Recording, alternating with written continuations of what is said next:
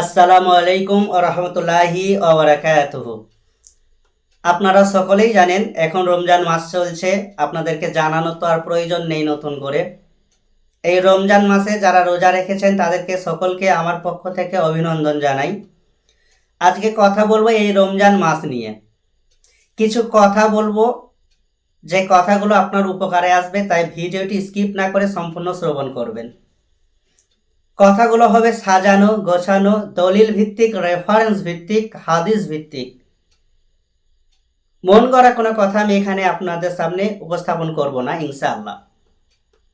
রমজান মাসে কোন কাজগুলোকে করা উচিত এটা নিয়ে আজ কথা বলবো। আপনি যদি একজন মুসলিম হয়ে থাকেন তাহলে এটা জানা আপনার উচিত রমজান মাসে কোন কাজগুলো করতে হবে। রমজান মাস হচ্ছে রহমতের মাস। এই মাসে কয়েকটা কাজ আপনাকে করতে হবে। তার মধ্যে 1 নম্বর কাজ হচ্ছে, এটা আমার আল্লাহ সুবহানাহু ওয়া তাআলা কোরআনের মধ্যে জানিয়ে দিয়েছেন। এটা উল্লেখ আছে পবিত্র কোরআনের মধ্যে সূরা বাকারা আয়াত নম্বর 183। সেখানে আমার আল্লাহ জানিয়ে দিয়েছেন,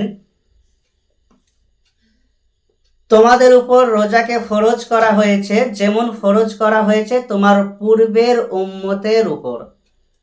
এখান থেকে বোঝা যাচ্ছে রোজা এটা আমাদের জন্য ফরজ।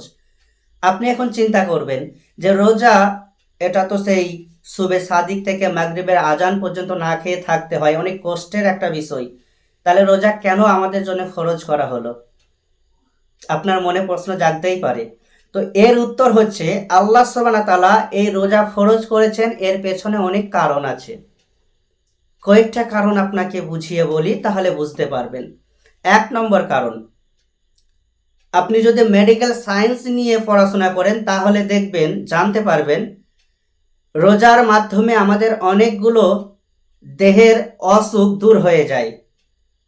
যেমন অবেসিটি, যারা অনেক মোটা তারা দেখবেন এই রোজা রাখার ফলে তাদের যে অবেসিটি এটা কমে যায়। This is number 1। এবং যাদের লাংসে ইনফেকশন আছে, আমি এটা কোনো মন গড়া কথা বলছি না, আমি রেফারেন্স ভিত্তিক কথা বলছি, তাহাকিক করার পরে কথা বলছি। যাদের লাংসের সমস্যা আছে তাদের এই সমস্যাটা রোজা রাখার পরে দেখবেন অনেকটা ঠিক হয়ে যায়। এবং আল্লাহ তাআলা আমাদেরকে বোঝাতে চাইলেন, আমি তোমাদের উপর রোজা ফরজ করেছি কারণ তোমরা যাতে বুঝো না খেলে মানুষের কতটা কষ্ট হয়, এবং তোমরা তোমাদের আশপাশে যারা অভাবী মানুষ আছে তাদেরকে দান করো, তাদেরকে খাবার দাও। এটা আমাদেরকে উপলব্ধি করানোর জন্য আল্লাহ রোজাকে ফরজ করেছেন।